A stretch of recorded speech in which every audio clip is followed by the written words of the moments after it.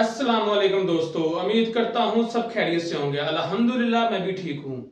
अच्छा तो दोस्तों, हमने पिछली वीडियो में बेसिक कांस्टेंट पढ़े थे, कांस्टेंट की ये पहली टाइप।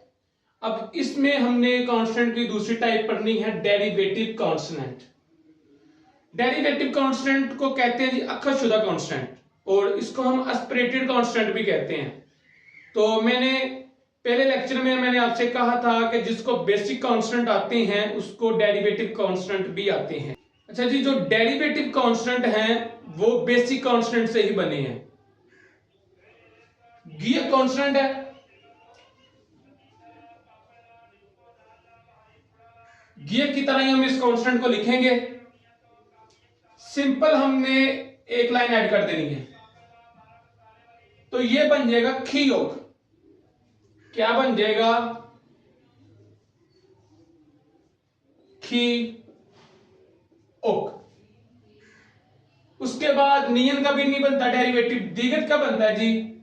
सिंपल वैसे ही जैसे द्विघात लिखते हैं, और इसमें भी दरमियान में एक लाइन ऐड कर देंगे तो ये बन जाएगा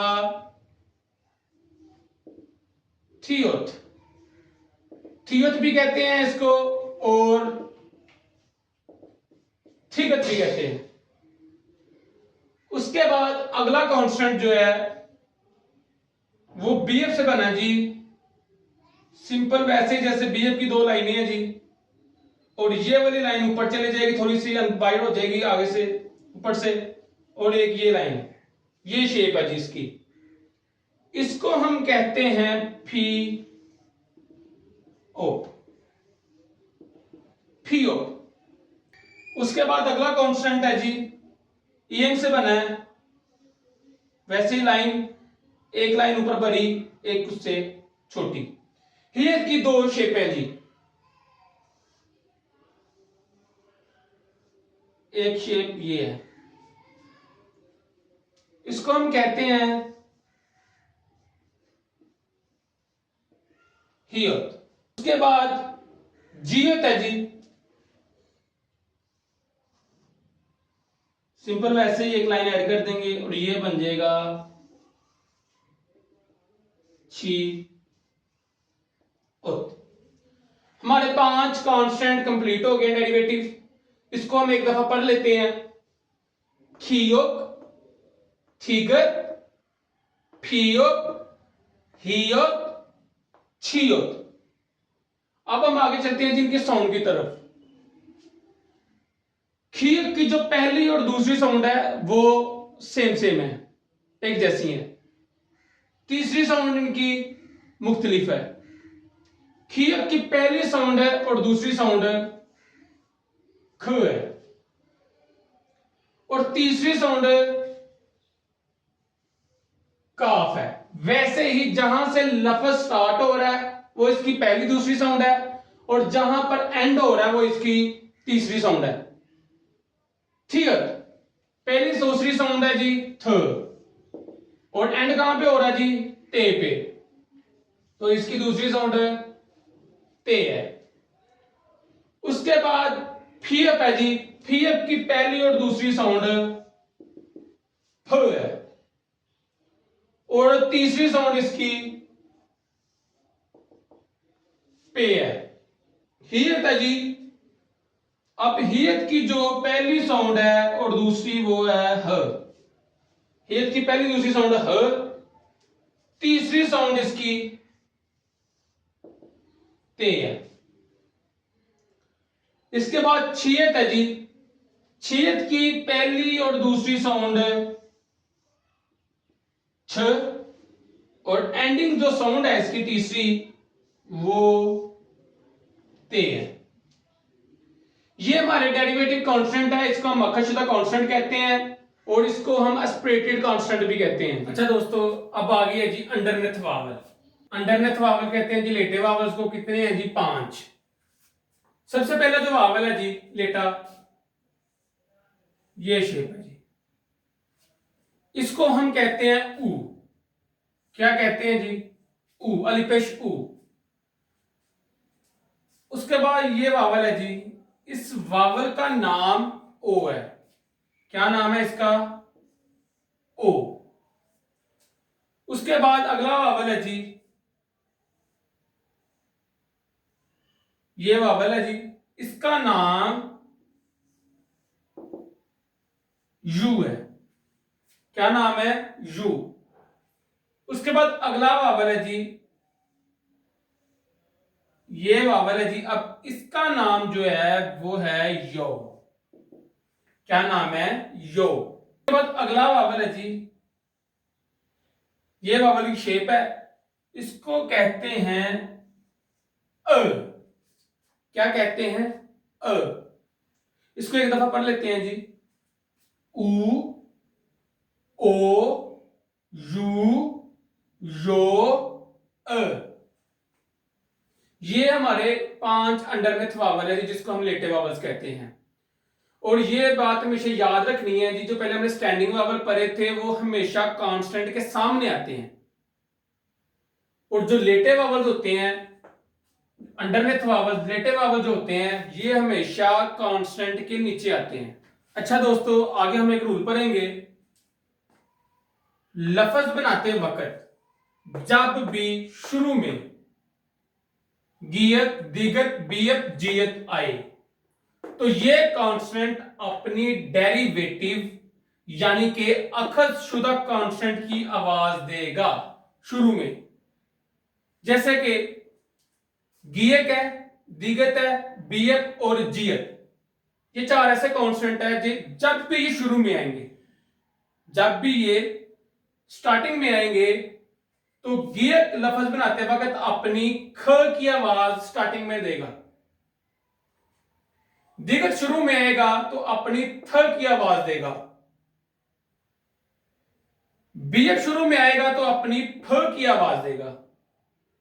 और जियत शुरू में आएगा तो अपनी छ की आवाज देगा। जैसे कि अगर हम देखें, ये लफ्ज लिखा है जी, जब हमने बेसिक कांस्टेंट किए थे तो उसमें हमने कांस्टेंट की पहली साउंड गाफ पढ़ी थी आसानी के लिए। तो अब हमने ये रूल पढ़ लिया है कि लफ्ज बनाते वक्त जब भी ये 4 कांस्टेंट आएंगे शुरू में तो अपनी एस्पिरेटेड को आवाज देंगे। अब ये हम इसको गाफ नहीं पढ़ेंगे। अब ये शुरू में लफ्ज आ गया गियत, तो ये हम एस्पिरेटेड आवाज देंगे जी ख की, तो सिंपल ये बन जाएगा खा गे, ख गे। क्या बन जाएगा जी? खागे। उसके बाद दिगत जब शुरू में आएगा तो अपनी कौन सी साउंड देगा जी? थियत की। थियत की साउंड क्या है जी? थ। तो सिंपल ये बन जाएगा थ वावल आ, था। रियल वावल ई, री, थारी, थारी बन जाएगा जी। क्या बन जाएगा? थारी। उसके बाद अगला कांस्टेंट है जी बीएफ।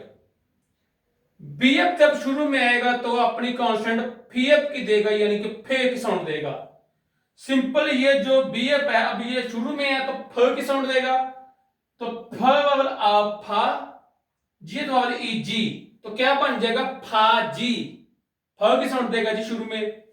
हो कांस्टेंट होगा बीएफ ही, लेकिन जब शुरू में आएगा तो ये अपनी आवाज चेंज कर देगा, तब्दील कर देगा, तो ये बन जाएगा फीएफ, और फीएफ की साउंड बन जाएगी फाजी।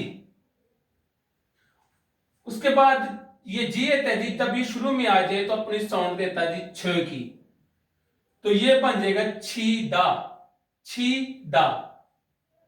खागे, थारी, फाजी, छीदा। अब याद रखना है कि जब लफ्ज एक सीधी एक लाइन में चलते हैं और चलते जा रहे हैं तो उनकी पहली और दूसरी साउंड लगती है,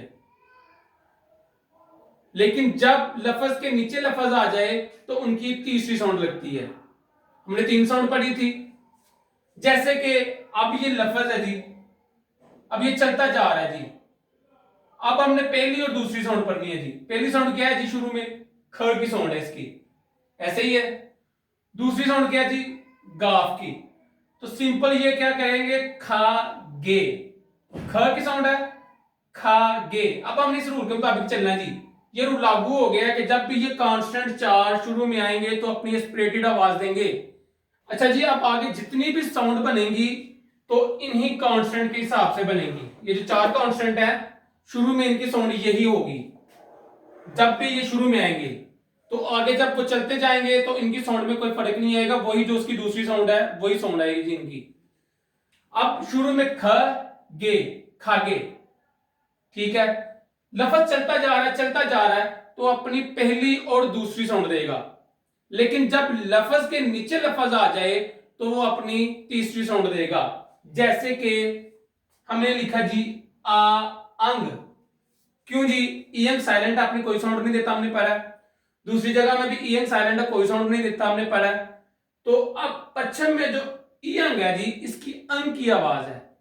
तो सिंपल यहां पर हम वावल की आवाज ले रहे हैं, यहां पर भी वावल की आवाज ले रहे हैं, लेकिन यहां पर अंग की आवाज ले रहे हैं, आ अंग। अब नीचे और मिसाल देख लेते हैं जी।